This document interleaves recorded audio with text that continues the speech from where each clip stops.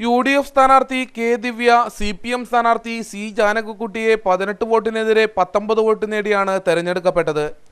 UDF പിന്തുണയോടെ വിജയിച്ച INL അംഗം സുലൈഖ LDFന് അനുകൂലമായി വോട്ട് രേഖപ്പെടുത്തി.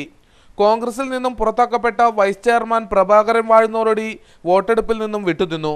പ്രഭാകരൻ വാഴുന്നോറടി വിട്ടുനിന്നതോടെ UDF അംഗബലം 19 ചുരുങ്ങി.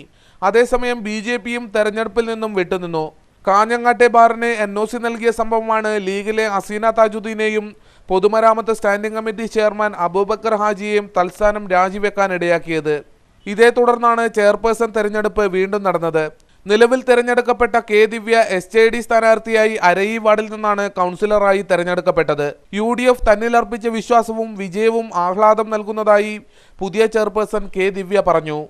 വളരെയധികം സന്തോഷം തോന്നുന്നു. UDF എന്നിലർപ്പിച്ച വിശ്വാസത്തിന് ആ രീതിയിൽ തന്നെ വളരെ നല്ല രീതിയിലൊരു പ്രവർത്തനം കാഴ്ചവെച്ചുകൊണ്ട് കാഞ്ഞങ്ങാട് നഗരസഭയുടെ സമഗ്ര വികസനത്തിന് വേണ്ടി എന്നാലാവും വിധം എല്ലാവരുടെയും സപ്പോർട്ടോടുകൂടി ചെയ്യാൻ സാധിക്കുമെന്ന് ഞാൻ വിശ്വസിക്കുന്നു. എന്നെ ഈ ഒരു പൊസിഷനിലേക്ക് എത്തിച്ച എല്ലാവർക്കും നന്ദിയാണ് ഈ ഒരു അവസരത്തിൽ രേഖപ്പെടുത്താൻ ആഗ്രഹിക്കുന്നത്. UDF നേടിയ വിജയത്തിൽ കാഞ്ഞങ്ങാട് ആഹ്ലാദ പ്രകടനം നടത്തി.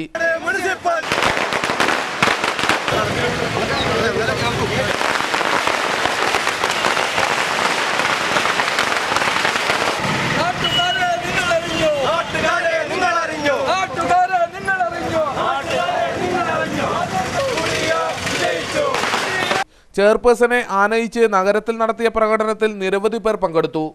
News bureau, Kanhangad.